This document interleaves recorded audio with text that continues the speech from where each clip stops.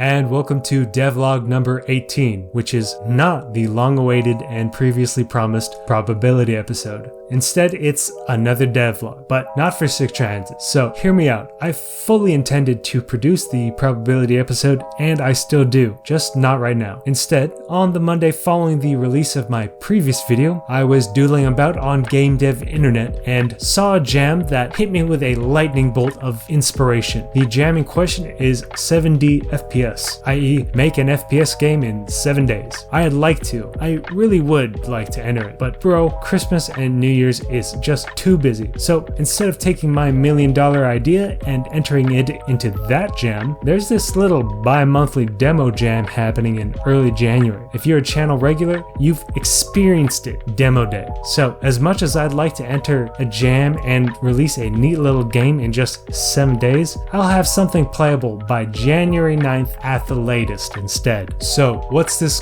golden egg idea? A Vomit Comet FPS.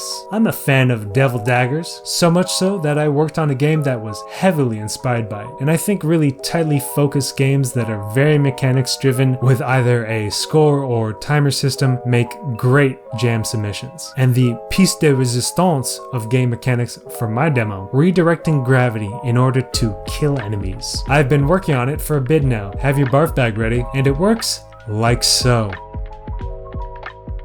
As you can see, I got a little something going. Aside from the spinning mechanic, this is a very stripped down Sick Transit with a few extra mechanics stapled on. Aside from the spinning, there's also a variable height jump. I've been meaning to add this into Sick Transit, so it was nice being able to fully iron it out here. However, something that won't be coming to Sick Transit, a dash. As you can see, it's fast as fuck, boy!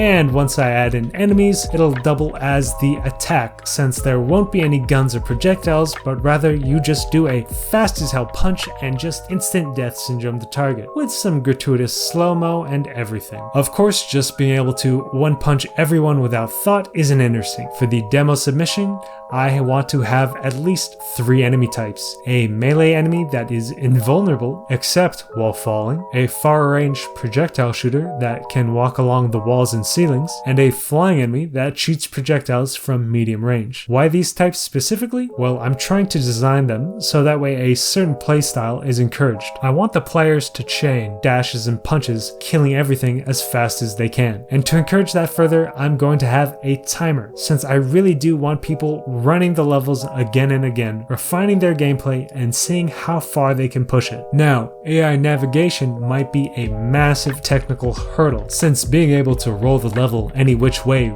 really kills out of the box navigation. I'm gonna have to create my own. I have a promising idea already, but I may have to activate my math brain to make it work. Hopefully it's not too painful. But other than that, it's looking kinda okay. I have until January 9th and I'm pretty optimistic. Ideally, I'll have 2 or 3 levels, but whatever I end up with is what I end up with. That's what's kinda nice about having a hard deadline. It really helps you trim down the design flab and just accept how some things are. Like, yeah, it'll always be better with more time, but having something out there is almost always better than not ever releasing anything. So, I hope you all check out the demo of this fun little project. Since I foolishly embarked on this fool's errand, I'm going to push back my next video another week. So, instead of releasing on Friday the 13th of January, it'll be January 20th instead. Not as unlucky a date anyways, but I will release a short little teaser trailer along with the demo. So you'll get a bite-sized video that hopefully tides you over, and a game demo that I really hope you play and give me feedback for. And then after that, I'll start releasing my own playthroughs of other demo day games. I can already say that the January 20th video will be the making of retrospective of this demo, then the video after that will be the previously promised but always delayed probability video. And that's it for today's devlog. What can I say? When the muses are singing, I gotta listen. As always, I appreciate your time and thank you for watching, and I hope you have a good day. If you enjoyed the video, please give it a like and subscribe if you want to follow along with whatever harebrained thing pops into my head next. I release new videos every 2 weeks usually, but I'm taking a break over the holidays. I treasure every comment I get. Thank you very much for your kind words. You can follow me on Twitter at dev_natsu, where I usually post what I bake when I bake it, but I'm really burning the midnight oil. So much so that I don't have a neat segue into the baking section. So, just like with lemons, another one of my neighbors have a guava tree. And as you can see, if you don't know what a guava is, this is what a guava is. It's, you know, it's like a green or yellow skin, and it has this beautiful pink flesh. I think there's like 2 varieties, really. One of them smells better than they taste. The other one tastes better than they smell.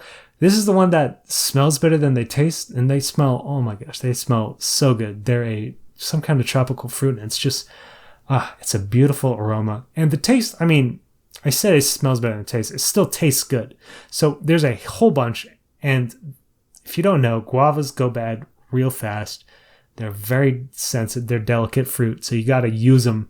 Once you got them, you got to use them. So I have been baking with them, and I decided to make a galette. Now, I've never made pie crust before, but a galette's easier than pie because, you know, you just kind of plop the stuff in there, fold it up, and bake it.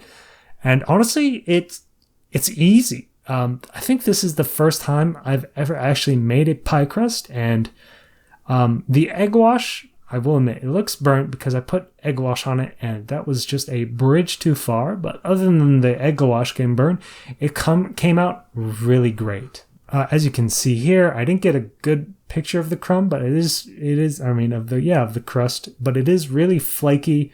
I mean, if you zoom in, you can see some nice layers, even though I don't have them nice and focused. But I did forget to dock it. That's the one thing I forgot. I forgot to dock it. But it came out really great, and it tasted good. I think this one's guava and tarragon. And spoiler alert, I've made more of these, and I didn't burn the egg wash on them this time. And they came out great. The pie crust recipe is super simple. Like, it's the Bon Appetit pie crust where you Carla Lawley music. You just kind of fold it all up, and it's like, 10 minutes or less, you got 2 pie crusts ready to go. And the taste is good. Like, that's one thing. Like, it's baked fruit. It's gonna taste good. It's sweet. And the pie crust is nice and flaky. It's warm. It's buttery because there's like 2 sticks of butter in it. Yeah, you look at it, you're like, where'd it go? Again, when it went to the flavor, that's where it went. But yeah, these things are great. Like, I'm gonna make more galettes in the future. Like, they're gonna become a staple, honestly, because I can just, it's like, you don't have to form it into a fancy pie. It's just like, you just kind of bop, bop, bop. It's done. It's good. It's done. Eat it. And honestly, like, this is a real rustic one because I just kind of dumped the guava in there. But like, I looked on the internet and I saw some attractive things. I think that's the story of the internet. Like, people do better jobs. A lot of photo work, but hopefully I can make them look more sexy. We'll see.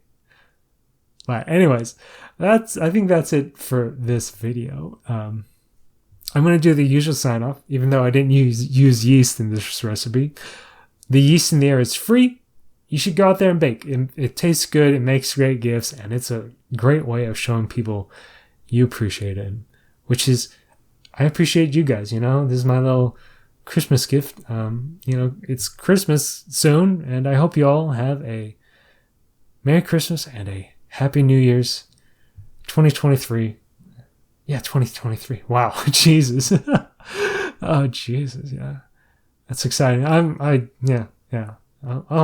rambling. Anyways, I'm ending this French goodbye. Thank you very much, and I will see you next time.